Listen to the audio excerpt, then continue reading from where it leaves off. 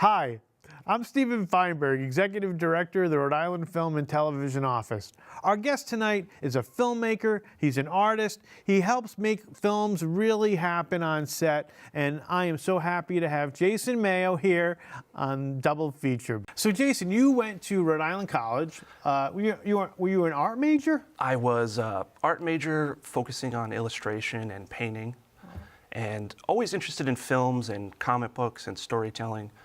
And I saw an ad or help wanted flyer for PBS, Rhode Island PBS, student filmmaker. So I got hired here. Yeah. Figured that was a good way to sort of foray into filmmaking. They had the Lively experiment, and I heard from one of the politicians that Disney was coming to town.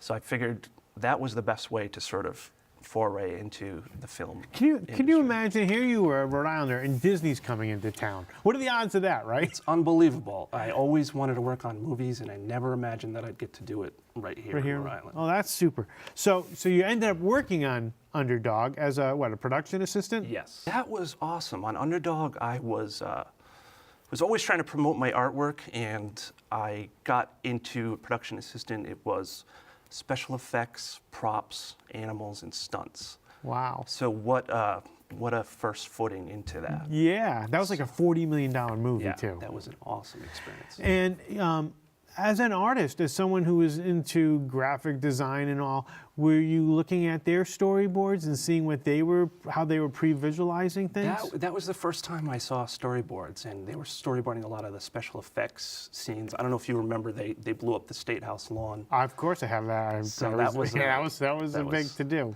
I said, I would love to do this because, like I said, I grew up just loving comic books and drawing and whatnot. Yep. So did you did they let you keep any of the storyboards or let you copy them? I always keep different props and ephemera from films. So that was, I definitely kept the copies and tried to study them over time. Yep. Now, you then took some time off after working on 27 Dresses, which was another project, and Dan in Real Life and Underdog. And then you did your own, graphic novel? I did Dan in Real Life, and then I was the art coordinator for 27 Dresses. Took some time off to do my own graphic novel called Tales of Rocky Point Park, which is really all the urban legends about Rocky Point and the history of the park. And from there, because I had known people and worked in the industry, got my first storyboard gig. So that was up in Boston, and that was The Maiden Heist. Yeah. Then from there, got to storyboard Ghost of Girlfriend's Past, Hachiko, and then I ended up getting a huge gig on The Town, working with Ben Affleck. How was that experience? That was awesome. Were you working, you'd get a script, and a lot of people don't know what a storyboard artist does. You're kind of pre-visualizing the film before you get on set, right? It's part of the plan. Yeah. So do you do that in a vacuum, or do you do that with the director? It's always different, but yeah, essentially you'll work with the director or the DP, and we'll go through the script. Sometimes the director in his head will have basically what he wants to shoot, and the storyboards stand as a way to present that to the producers. Right. Other times they don't know how to really encompass what they want to get down on film. So that's where the storyboard comes into play.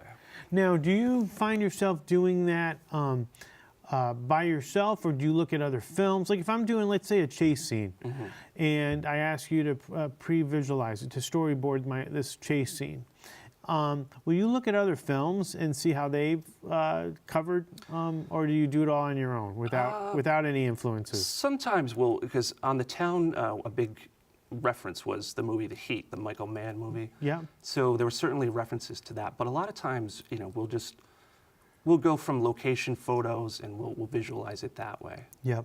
And you're on from the beginning in pre-production. Are you on throughout the production as well? On The Town, pre-production was about 3 months, and then a little bit into the production itself. Yeah.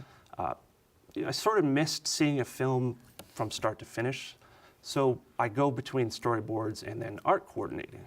Yeah. Now tell me, what's that difference about the art coordinating? Art coordinating, you're basically the backbone the sort of main office of the art department. So you're working with the props department, the set decorator, the production designer, the art director, and you sort of have to be the home base in scheduling, in graphics, in budget.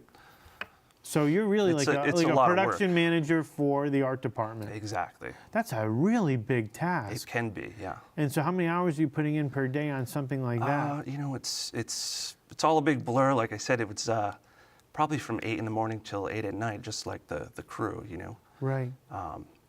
But it's fun, you know. It's rewarding work. What's the best part? What's your favorite part of working on a production? I think working with the whole crew and then seeing it come together in a positive way, and then ultimately seeing the finished product on the big screen is amazing. And and so you enjoy more the interaction with others versus like in storyboarding. A lot of times, you're putting your music on. Do you put music on while you're I drawing? do, yeah. Yep. Yeah. And It's it a little gets you- bit more of a lonely process. Right. That's like writing. Yeah. But your preference is to be out with the crew doing. Well, I certainly enjoy both aspects. You know what I mean? If on certain features, I've been able to do both. Yeah. In recent times, I worked on The Purge and then Bleed for this as the art coordinator, and then storyboards came up throughout the process. Yeah. So I was able to do a few segments for The Purge and Bleed for this. And there was a lot going on with the Purge, a lot of stuff, Yeah. and Bleed for this. Do you have any special moments for like working with other directors at all? Special moments, I mean, I think the biggest one, like I said, The Town with Ben Affleck, I mean, that was just amazing. You know, we worked together for 3 months. Wow. Had an office right next to Ben's, and you know, I was trying to do my best. The first week I was there, trying to do these intricate drawings, and they don't have to be intricate. If you've ever seen Martin Scorsese's, Yeah. they're just stick figures, you know. It's like Steven Spielberg, and then he gets the guys that clean Yeah. it up. Yeah. So the first thing that Ben said to me after the first review, he said, "Kid, these don't need to be the Mona Lisa." So That's good. That's a good memory. That's a great line.